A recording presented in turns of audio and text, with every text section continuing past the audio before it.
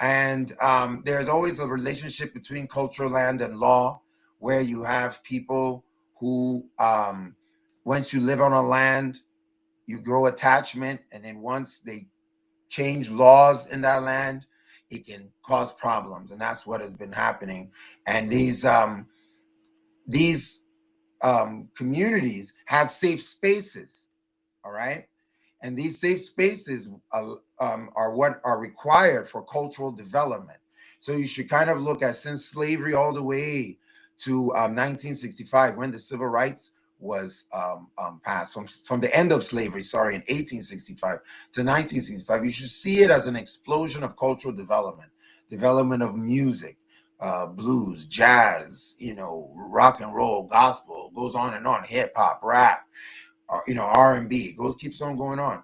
But it happened because there was a network of thousands and thousands of safe spaces where people were encouraged to do their best, very homely community sense of the word. They had buildings and spaces in these communities that helped young people, expose them to the tricks of the trade from their elders, right? And then it was passed on generation by generation. There was home ownership, there was businesses, there was a lot of little burgeoning Black Wall Streets all over the United States. And a lot of that was fueled by the music business. And if you can see here on the right, on the bottom right, you have the Negro Motorist Green Book. This was a business pages for during segregation, so people of color, Black people, could drive around America and know where it was safe to stay. Because if you ended up in the wrong town, well, you can let your imagination go wild, right? So this Green Book represents a history that has not been told, and that's what our young people at our school do.